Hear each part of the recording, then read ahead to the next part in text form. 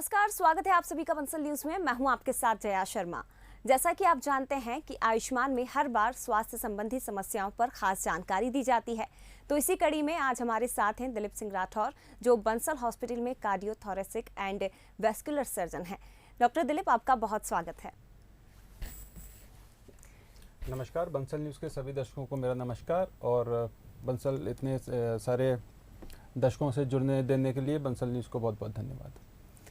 बिल्कुल, तो आज हम बात करने वाले हैं हार्ट सर्जरी में होने वाली शंका के समाधान के बारे में और इनके उपचार के बारे में। यदि आप भी इस बारे में कुछ जानना चाहते हैं तो कार्यक्रम के दौरान आप हमें कॉल कर सकते हैं। नंबर्स लगातार आपकी टीवी स्क्रीन पर फ्लैश हो रहे हैं और इन नंबर्स के जरिए आप कॉल करके सीधे डॉक्टर दिलीप सिंह से सलाह ले सकते हैं। तो चलिए डॉक्टर दिलीप, सबसे पहले मैं सवाल आपसे लेती हूँ, हार्ट पेशेंट्स के लक्षण क्या होते हैं, ये हमारे दर्शकों को बताइए। देखिए, जो हार्ट पेशेंट्स के लक्षण हैं उनमें सबसे प्रमुख होते हैं छाती में दर्द होना और सांस का फूलना। छाती में दर्द अधिकतर पेशेंट दर्द की तरह नहीं बता पाते हैं। वो कहते हैं कि भारीपन है, जकड़न हो रही है, सुइयाँ चुभ रही हैं, या लगातार गैस बन रही है, या कंधे में दर्द की शिकायत बताते हैं। दुर्भाग्य से जो शुगर के पेशेंट्स होते हैं, जिनको 5 या 10 साल से लगातार शुगर रहती है, वो इस दर्द को नहीं उनको ये दर्द नहीं होता है। और जब उनको ये पता चलता है हार्ट अटैक के वक्त पर, उनको जो बार बार चेस्ट पेन होता है वो फील नहीं हो पाता बिकॉज ऑफ डायबिटीज़। तो जब हार्ट अटैक आ जाता है तब उनको पता चलता है कि उनको हार्ट में परेशानी है। इसके अलावा जो दूसरा प्रमुख लक्षण है वो है सांस का फूलना। सांस का फूलना जो है, जब आप वॉक करते हैं, एक्सरसाइज करते हैं, सीढ़ियाँ चढ़ते हैं, तब सांस फूलने लगती है। और जो एडवांस स्टेज आती है तब इवन बैठे बैठे, लेटे लेटे भी सांस का फूलना शुरू हो जाता है। जो छाती में दर्द का होना है, इसकी वजह होती है कि जो हार्ट की ब्लड सप्लाई है, हार्ट में 3 प्रमुख नलियाँ होती हैं जिनसे हार्ट की जो पंपिंग मसल्स होती हैं उनको ब्लड की सप्लाई की जाती है। जब इन नलियों में कोलेस्ट्रॉल और कैल्शियम की वजह से ब्लॉकेज आ जाता है तो हार्ट की जो पंपिंग की मसल्स हैं उनमें ब्लड सप्लाई और ऑक्सीजन सप्लाई नहीं हो पाती है। तो जब भी हम एक्सरसाइज करते हैं, पेशेंट्स एक्सरसाइज करते हैं या वॉक करते हैं या किसी तरह का स्ट्रेस आता है, तो उनकी जो हार्ट की पंपिंग मसल्स हैं उनमें पेन होना शुरू हो जाता है जी। और अगर इसका टाइमली इंटरवेंशन नहीं किया जाए या सर्जरी नहीं की जाए तो फिर ये हार्ट अटैक में कन्वर्ट हो जाता है।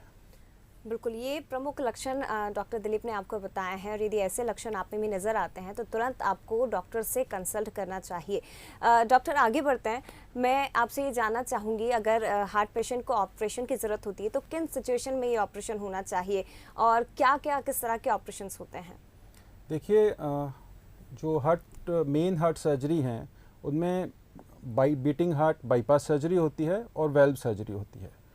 जो जैसा मैंने बताया कि हार्ट की जो मेन नसें होती हैं उनमें ब्लॉकेज आ जाता है, तो जब उन ब्लॉकेज के आगे ब्लड सप्लाई बंद हो जाती है तो उसमें हम बाईपास सर्जरी करते हैं। बाईपास सर्जरी में हम हाथ से नस ले सकते हैं, पैर से नस ले सकते हैं, या हमारी जो चेस्ट वॉल होती है हम उसमें से नस ले सकते हैं। इन नसों को हार्ट की नली में जहाँ पर ब्लॉकेज होता है उसके हम आगे जोड़ देते हैं, जिससे जो ब्लड सप्लाई है हार्ट की पंपिंग मसल्स की वो पुनः सुचारू रूप से शुरू हो जाती है। बीटिंग हार्ट बाईपास सर्जरी में एक सबसे इम्पॉर्टेंट चीज़ होती है कि ये बीटिंग हार्ट सर्जरी है। इसमें हम हार्ट को किसी भी प्रकार की मशीन पर नहीं डालते हैं। हार्ट कंटिन्यूसली पंप करता रहता है और पूरी बॉडी और हार्ट अपनी नेचुरल कंडीशन में रहती है, और उसमें हम बाईपास सर्जरी करते हैं। बाईपास सर्जरी के अलावा जो दूसरी प्रमुख सर्जरी है वो वेल्व सर्जरी है। जैसा मैंने बताया कि जब जो हार्ट के नॉर्मल वेल्व होते हैं वो हार्ट की पंपिंग में हेल्प करते हैं, किंतु जब इन वेल्व में सिकुड़न आ जाती है या जब इन वेल्व में लीकेज शुरू हो जाती है तो ये जो ब्लड है ये आगे जाने की बजाय ये पीछे फेफड़ों में जाना शुरू हो जाता है। इससे सांस फूलती है, हाथ पैरों में सूजन आती है, पेट में सूजन आने लगती है और पेशेंट की सांस फूलने लगती है। ऐसी स्थिति में पेशेंट्स को वेल्व रिपेयर की आवश्यकता होती है या वेल्व रिप्लेसमेंट की आवश्यकता होती है, वेल्व को चेंज करना पड़ता है जी। तो हमारे पास जो आर्टिफिशियल वेल्व कई अवेलेबल होते हैं। जो हमारी ये सैटेलाइट इंडस्ट्री है, एरोस्पेस इंडस्ट्री है, हम उस मेटल का यूज़ करके आर्टिफिशियल वेल्व बनाते हैं और नेचुरल वेल्व को निकाल कर हम उसकी जगह पर आर्टिफिशियल वेल्व लगा देते हैं। और ये आर्टिफिशियल वेल्व बिल्कुल नेचुरल वेल्व की तरह ही काम करते हैं और इनकी लाइफ स्पैन भी काफ़ी लंबी होती है।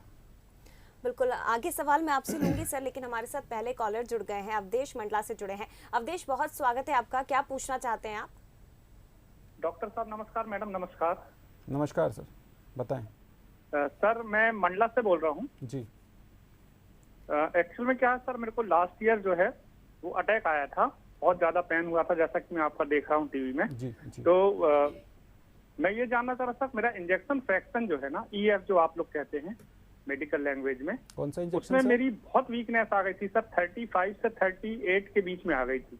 तो I want to know sir कि मैं क्या करूं कि मेरी लाइफस्टाइल, अब चूंकि मेरी एज लगभग अभी 41 ईयर है सर, तो मैं ये आपसे जानना चाहता हूं सर कि मैं अपनी लाइफ को कैसे आगे और सिक्योर कैसे करूं। मेरे 2 छोटे बच्चे हैं सर, प्लीज आप मुझे कुछ ऐसा सजेशन दीजिए, तो मैं आपसे फिर पर्सनली भी आके आपसे मिलूंगा सर। जी बिल्कुल, आप मिल सकते हैं। देखिए, हार्ट में एक सबसे इम्पॉर्टेंट चीज़ होती है कि हार्ट बहुत सेंसिटिव ऑर्गन होता है। तो अगर हम हार्ट में टाइमली इंटरवीन नहीं करें, जैसे अभी मैं बता ही रहा था कि अगर हमको पहले हार्ट इंडिकेट करता है कि हल्का हल्का चेस्ट पेन होता रहता है, बट हम उसको अवॉइड करते हैं या हम समझ नहीं पाते हैं, फिर एक स्टेज आती है कि जब हार्ट टॉलरेट करना बंद कर देता है और उसके ऊपर अटैक आ जाता है। अटैक आने से हार्ट की जो पंपिंग मसल्स हैं उनका कुछ पार्ट डेड हो जाता है। उसकी वजह से हार्ट का जो इजेक्शन फ्रैक्शन है, जो पंपिंग की पावर है, वो कम हो जाती है। नॉर्मली ये 7% होती है, 60% होती है। आपके केस में जैसे ये 35 हो गई है, तो देखिए अभी ये वापस नॉर्मल लेवल पर नहीं आ सकती। अब आपको अपनी लाइफस्टाइल को, अपनी डाइट को इस तरह से मॉडिफाई करना पड़ेगा कि आपके हार्ट पे स्ट्रेस कम आए। आपको अपनी लाइफस्टाइल थोड़ी चेंज करनी पड़ेगी। आपको जो वाटर इनटेक है, लिक्विड इनटेक है, वो कम करना पड़ेगा, और आपको कंटिन्यूस मेडिकल ऑप्टिमाइजेशन पर रहना होगा, आपको मेडिसिन पे रहना होगा लाइफ लॉन्ग। अवधेश, बहुत शुक्रिया, आपने हमें कॉल किया और उम्मीद है कि डॉक्टर दिलीप के जरिए आपके सवालों का जवाब ज़रूर आपको मिल गया होगा। डॉक्टर दिलीप, आगे बढ़ते हैं। मेरा सवाल आपसे यह है कि हार्ट सर्जरी जब होती है पेशेंट की, तो उसके बाद रिकवरी कैसे की जाती है उनकी? देखिए, जया जी, पिछले 7 वर्ष और लगभग 5000 हार्ट सर्जरी का जो मेरा एक्सपीरियंस है, उसमें जो सबसे दुखद स्थिति एज अ कार्डियक सर्जन मुझे फील होती है, वो ये होती है कि जब भी किसी पेशेंट को कार्डियक सर्जरी एडवाइस की जाती है, तो वो पेशेंट कहते हैं कि अभी 2 महीने बाद बेटे की शादी है, हम उसके बाद करा लेंगे, या अभी बारिश हो रही है, हम नेक्स्ट सीज़न में कराएंगे। तो उससे परेशानी ये होती है, बट एक्चुअली वो पेशेंट फिर वापस आते नहीं हैं, क्योंकि लोगों में डर है, लोग हार्ट सर्जरी कराने से डरते हैं। बट दुर्भाग्य से जब वो पेशेंट 3 या 4 महीने बाद वापस आते हैं, तो इतनी गंभीर स्थिति में आते हैं, इतने बड़े मेजर हार्ट अटैक के बाद आते हैं कि हम उनको सांत्वना दे पाते हैं, प्रार्थना दे पाते हैं, बट उनके लिए हमारे पास कोई इलाज नहीं रह जाता जी। तो ये समझना बहुत इंपॉर्टेंट है, हमें ट्रीटमेंट टाइमली कराना चाहिए। और जहाँ तक देखिए रिकवरी की बात है, तो हार्ट सर्जरी में अगर आपने टाइमली ट्रीटमेंट ले लिया है, तो हार्ट सर्जरी की सक्सेस 98 से 99% तक है, अर्थात 98 से 99% तक सक्सेसफुल सर्जरी होती हैं। और आजकल जो हमारी टेक्निक्स हैं, जो हमारी टेक्नोलॉजी हैं, जो मेडिसिन्स हैं, और जो हमारे एनेस्थीसिया के कुलीग्स डॉक्टर होते हैं, उनकी जो टेक्निक्स और टेक्नोलॉजी हैं, सारी चीज़ें इतनी अपग्रेड हो गई हैं कि अभी कार्डियक सर्जरी की रिकवरी बहुत अच्छी हो गई है पेशेंट्स की जी। अगर हम किसी पेशेंट का मॉर्निंग में सर्जरी करते हैं, तो बाई इवनिंग हम उनको वेंटिलेटर से हटा देते हैं, और वो शाम को पेशेंट बैठ के चाय पी सकते हैं अपने बेड पे जी। 48 घंटे के अंदर पेशेंट वॉक करना शुरू कर देते हैं, और चौथे या 5वें दिन पेशेंट अपने घर जाने की स्थिति में हो जाते हैं। और घर जाने के बाद भी पेशेंट अपनी सारी नॉर्मल एक्टिविटी रूटीनली कर सकते हैं, और within 2 to 3 months they can back to their normal life. बिल्कुल, लेकिन उसके लिए ज़रूरी है सर कि समय पर ट्रीटमेंट लिया जाए और टाइम पर पहुंचे डॉक्टर के पास, समय पर ट्रीटमेंट मिल सके पेशेंट को। कॉलर हमारे साथ नवीन जुड़ गए हैं इंदौर से। नवीन, स्वागत है आपका, क्या पूछना चाहते हैं आप?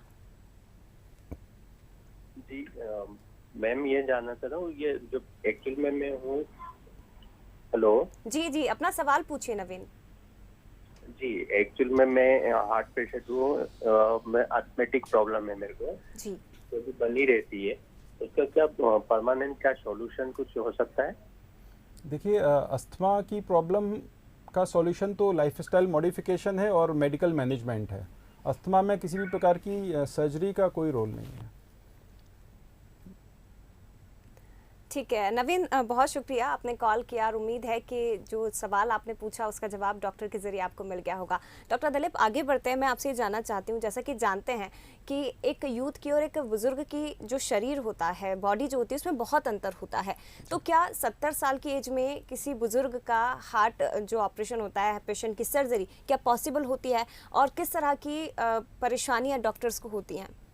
देखिए, जब भी हम कोई ट्रीटमेंट देते हैं या कोई ऑपरेशन करते हैं, तो उसका जो हमारा पर्पज़ होता है वो हमेशा ये होता है कि इस ट्रीटमेंट से या इस सर्जरी से क्या पेशेंट की क्वालिटी ऑफ लाइफ इम्प्रूव हो रही है जी। या क्या इस सर्जरी से, इस ट्रीटमेंट से पेशेंट की जो लाइफ स्पैन है वो इंक्रीज़ हो रही है। तो उसमें एज कभी भी कोई भी फैक्टर नहीं होता। उदाहरण के लिए मान लीजिए एक 80 वर्ष का व्यक्ति है जो मॉर्निंग में उठता है, न्यूज़पेपर पढ़ता है, वॉक पे जाता है, अपनी फैमिली के साथ अच्छा टाइम स्पेंड करता है, but because of heart pen, because of chest pain, अब उनकी लाइफ रेस्ट्रिक्ट हो गई है, वो अपनी जो लाइफ है वो एंजॉय नहीं कर पा रहे हैं। तो यस, डेफिनेटली उनको सर्जरी करानी चाहिए। और आज कार्डियक सर्जरी इतना इवॉल्व हो चुकी है, रेदर आई वुड से कि हार्ट सर्जरी के जो पेशेंट्स होते हैं उनका एज ग्रुप ही 60 to 80 का होता है, क्योंकि जो आर्टरीज में ब्लॉकेज शुरू होता है ये ओल्ड एज में ही शुरू होता है। तो नॉर्मल जो एज ग्रुप है वो 60 से 80 के बीच में है। और कार्डियक सर्जरी इतना इवॉल्व हो गई है कि हमारी जो सारी टेक्निक्स हैं, जो सारी प्रैक्टिसेस हैं, वो इसी एज ग्रुप के अकॉर्डिंगली हैं। तो डेफिनेटली 80, इवन 70 जी, सिर्फ 70 ही नहीं, इवन 80 प्लस के पेशेंट्स भी सर्जरी करा सकते हैं और कराते भी हैं। मेरा अपना एक्सपीरियंस है कि 90 ईयर से ऊपर के भी कई पेशेंट्स की हमने सर्जरी की है। बिल्कुल, 70, 80 या 90 साल के भी जो पेशेंट हैं वो अपना इलाज करवा सकते हैं, वो सर्जरी करवा सकते हैं, लेकिन ज़रूरी है कि समय रहते डॉक्टर से आपको कंसल्ट करना है। भोपाल से हमारे साथ अगले कॉलर जुड़ गए हैं, सुनील। सुनील, स्वागत है आपका, क्या पूछना चाहते हैं आप? हेलो। हेलो, नमस्कार सर, बताएं। हाँ डॉक्टर साहब, पिछली 2018 में स्टेंट डला है मेरे को, मेरी उम्र 46 साल जी। और मेरे को डायबिटीज भी है। दवाइयाँ क्या रेगुलर चलेंगी डॉक्टर साहब? जी हाँ, जी हाँ। देखिए, जो हार्ट की बीमारियां होती हैं ये लाइफस्टाइल डिसऑर्डर होती हैं और इनमें जो ब्लॉकेज एक बार आता है वो ब्लॉकेज आगे बढ़ेगा। तो जो आपका स्टंट पड़ा है वो उस एक ब्लॉकेज को रोकने के लिए पड़ा है, बट इसका ये मतलब नहीं है कि आपको दोबारा ब्लॉकेज नहीं होगा या वो ब्लॉकेज आगे नहीं बढ़ेगा। आपको और जगहों पर भी ब्लॉकेज होगा, क्योंकि हमारी लाइफस्टाइल आज के वक्त पर ऐसी है। तो ये जो मेडिसिन हैं ये आपकी लाइफ लॉन्ग चलती रहेंगी। बिल्कुल, बहुत धन्यवाद सुनील, आपने कॉल किया और उम्मीद है कि जो सवाल आपने पूछा उसका जवाब ज़रूर डॉक्टर दिलीप के जरिए आपको मिला होगा। डॉक्टर दिलीप, आगे बढ़ते हैं, मैं आपसे ये जानना चाहूँगी कि फेफड़ों और नसों की सर्जरी किस प्रकार से की जाती है? जी हाँ, देखिए, जो फेफड़े और जो हमारे फेफड़े होते हैं उनमें आज के वक्त पे सबसे ज़्यादा जो बीमारी है वो है ट्यूबरक्लोसिस। इंडिया की जो टॉप 5 बीमारियां हैं उनमें ट्यूबरक्लोसिस आती है जी। तो ट्यूबरक्लोसिस की वजह से और लंग में इन्फेक्शन की वजह से जो लंग के चारों तरफ पस इकट्ठा होने लगता है, उससे लंग के चारों तरफ एक मोटी झिल्ली बन जाती है, जिससे जो लंग्स फूल नहीं पाते और पेशेंट को फिर से सांस लेने में परेशानी शुरू हो जाती है जी। तो इस प्रकार की सर्जरी हम साइड में एक इंसिजन देके करते हैं और जो झिल्ली होती है उसको निकालते हैं। इससे फिर लंग्स जो है फूलने लग जाते हैं और पेशेंट को रिलीव मिल जाता है। और जो नसों की सर्जरी होती है, तो जो हमारे हाथ और पैर की ब्लड सप्लाई होती है, तो जिस प्रकार हमारे हार्ट की नसों में ब्लॉकेजेस आते हैं उसी प्रकार से हमारे हाथ और पैर की नसों में भी ब्लॉकेजेस आते हैं और आ सकते हैं। तो जिस प्रकार हम हार्ट में बाईपास सर्जरी करते हैं, बिल्कुल उसी प्रकार से हम हाथ और पैरों की नसों में भी बाईपास सर्जरी करते हैं। और जो लक्षण होते हैं ये नसों में ब्लॉकेजेस के, वो होते हैं कि जब आप चलना शुरू करते हैं, वॉक करते हैं, एक्सरसाइज करते हैं, तो आपके पैरों में दर्द शुरू हो जाता है, अंगूठे के नाखून काले पड़ने लग जाते हैं या नीले पड़ जाते हैं, कोई चोट अगर लगती है तो वो फिर हील नहीं करती है जी। तो ये प्रमुख लक्षण होते हैं। और आजकल हम लोग देख रहे हैं कि हम सभी जानते हैं कि कोविड के पेशेंट्स में खून काफ़ी गाढ़ा हो जाता है और जब ये गाढ़ा होता है तो फिर थक्का बन जाता है और हमारे हाथ या पैर की नसों में जाके फंस जाता है। तो इस तरह के पेशेंट्स आजकल काफ़ी आ रहे हैं। हम उस खून के थक्के को भी निकालते हैं और फिर ब्लड सर्कुलेशन शुरू हो जाता है। बिल्कुल सर, मैं आगे भी आपसे सवाल लूंगी, लेकिन हमारे साथ अगले कॉलर जुड़ गए हैं, विद्या इंदौर से जुड़ गए हैं। विद्या, स्वागत है आपका, क्या पूछना चाहते हैं आप? वो है ना, मेरे सीधे हाथ तरफ है ना सीना दुखता है क्या, और मेरे को शुगर भी है। जी। हेलो जी जी विद्या, अपना सवाल पूछिए, आवाज आपकी आ रही है हमें। हाँ, तो मेरा है ना सीधे हाथ तरफ सीना दुखता होगा, महीना हो गया, कभी कभी तेज दुखता, कभी कभी मध्य दुखता, 1 सेकंड के लिए। जी। देखिए तो आप उसके लिए क्या करना? जी, देखिए आप जैसा आप बता रही हैं कि आपका सीधी तरफ का सीना दुखता है, परंतु जो हृदय रोग होते हैं उनमें सामान्यतः जो बाएं तरफ का सीना होता है, बाएं तरफ का हाथ और कंधा होता है, उसमें दर्द होता है। तो संभवतः आपका, क्योंकि सीधी तरफ का दुख रहा है, तो संभवतः ये हृदय रोग नहीं होगा आपको। विद्या, बहुत धन्यवाद, आपने कॉल किया और उम्मीद है कि सवालों का जवाब मिल गया होगा, लेकिन इसके साथ ही आप अपना भी ख्याल रखिएगा। डॉक्टर दिलीप, आगे बढ़ेंगे। मैं आपसे ये सवाल पूछना चाहती हूँ सर, अभी आपने हमें ये जिक्र किया था कि जब हार्ट की बीमारियां होती हैं तो लोग आने में देर कर देते हैं, क्योंकि लोगों में एक डर का, एक भ्रम का माहौल होता है। इस डर को दूर कैसे किया जाए, कैसे उनको बताया जाए कि अगर थोड़ी सी भी देरी की तो उनके साथ जो जान की जोखिम है वो पड़ सकती है, तो कैसे इस डर को दूर किया जा सकता है? देखिए, जैसा मैंने बताया कि जो हमारा हार्ट है वो बहुत सेंसिटिव ऑर्गन है, और हार्ट पूरी बॉडी का सेंट्रल ऑर्गन है। अगर नॉर्मल फंक्शन नहीं कर रहा है तो हमारी पूरी बॉडी का कोई भी ऑर्गन, कोई भी हिस्सा नॉर्मल फंक्शन नहीं कर सकता जी। दूसरी चीज़, हार्ट में रिवर्सिबिलिटी नहीं होती। अगर हार्ट पे एक बार अटैक आता है और आपका हार्ट का फंक्शन 60 से कम हो जाता है, नॉर्मल से कम हो जाता है, तो फिर वो रिकवर नहीं किया जा सकता। और जैसे जैसे हार्ट का फंक्शन कम होता जाता है, वैसे वैसे पेशेंट की जो लाइफ है वो भी उसी अनुपात में कम होती जाती है।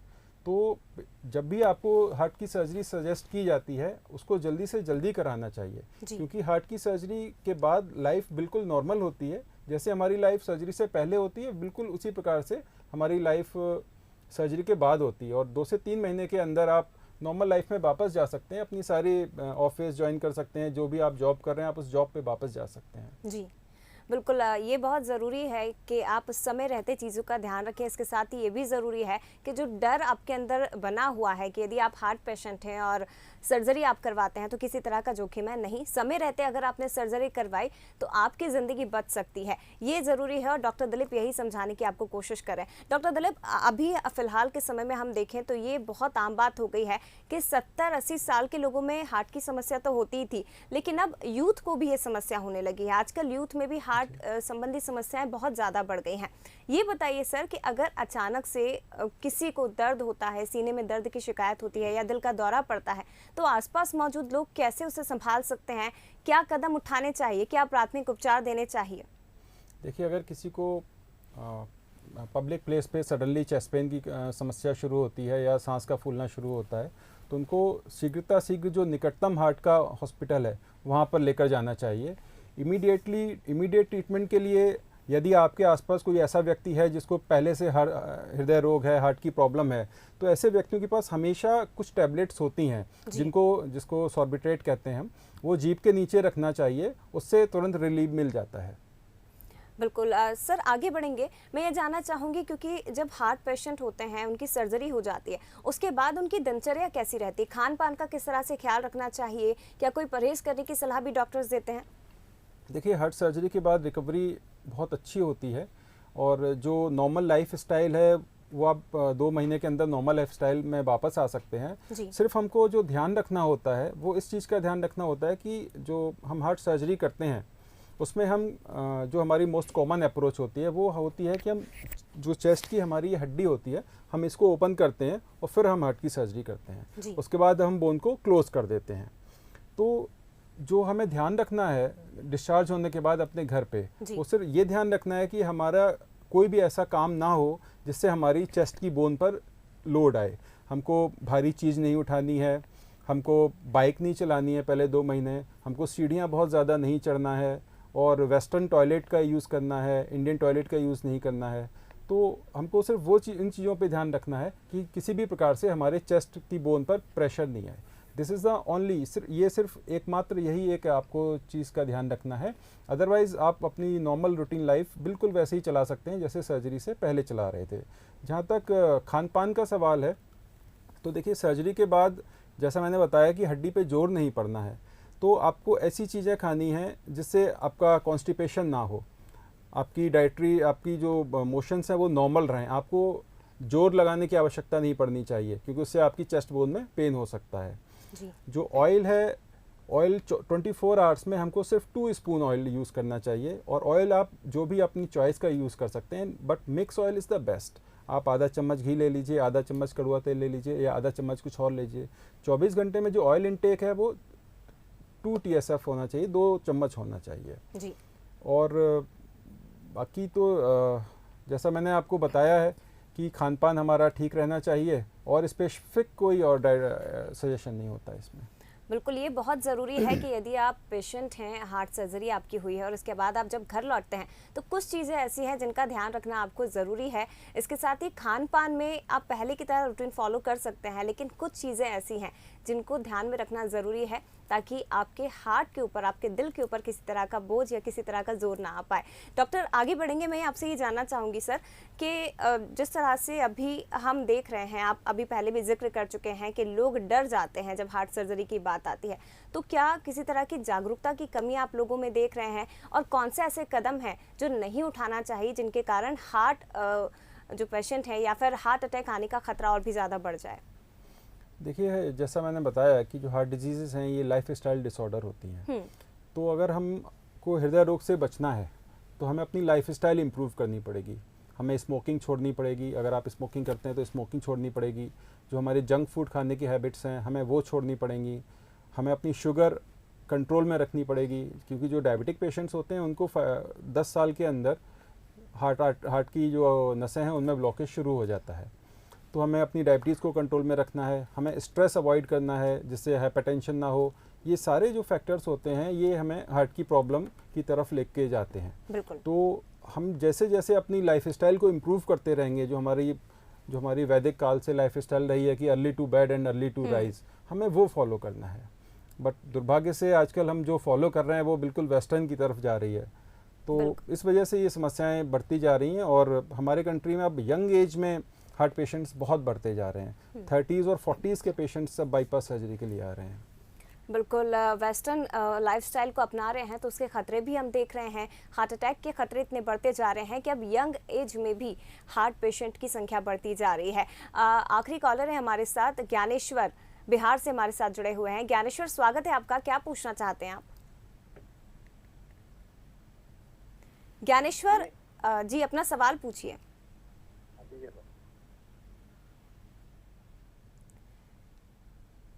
चलिए, लगता है आवाज़ उन्हें नहीं आ रही है।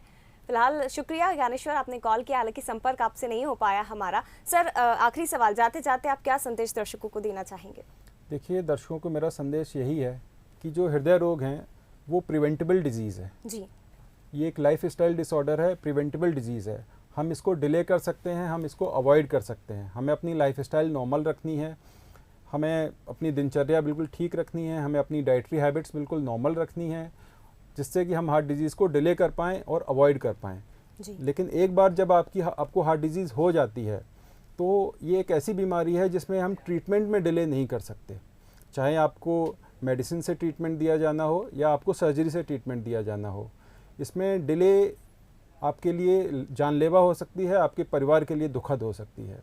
तो अगर आपको हृदय रोग है तो उसका शीघ्र इलाज करवाएं, चाहे वो ऑपरेशन द्वारा हो या दवाइयों द्वारा हो। और हार्ट सर्जरी आज इतना इवॉल्व हो चुकी है कि आप किसी भी एज ग्रुप में कभी भी सर्जरी करवा सकते हैं और आप बिल्कुल नॉर्मल होके वापस जाएंगे। और जैसा मैंने बताया कि रिकवरी रेट आज के वक्त में 98 से 99% तक है और 4 से 5 दिन में आप अपने घर जा सकते हैं। तो अगर आपको हार्ट का रोग है तो आपको शीघ्र उसका ट्रीटमेंट लेना चाहिए। बिल्कुल, और अगर निरोगी काया रखनी है तो योग, एक्सरसाइज जैसी चीज़ें हैं वो आपको अपनी डेली लाइफ में, अपनी दिनचर्या में अपनानी होगी। इसके साथ ही जितना हो सके जंक फूड से बचिए, बाहर के खाने से बचिए, ताकि आप खुद को सेहतमंद रख सके, अपने परिवार को सेहतमंद रख सके। डॉक्टर दलीप, बहुत धन्यवाद आपका ये जानकारी हमारे दर्शकों तक पहुँचाने के लिए। धन्यवाद। तो आज डॉक्टर दलीप ने हमारे साथ हार्ट सर्जरी की शंका को लेकर कई जानकारियां साझा की। निश्चित रूप से आपको सभी सवालों का जवाब मिल ही गया होगा। दिल की देखभाल में बिल्कुल भी लापरवाही ना करें। इसी के साथ ही हमारी खास पेशकश में फिलहाल इतना ही। कल फिर हाजिर होंगे एक नई स्वास्थ्य संबंधी समस्या को लेकर और आपको बताएंगे उसके उपचार। तब तक के लिए आप बने रहिए बंसल न्यूज के साथ। नमस्कार।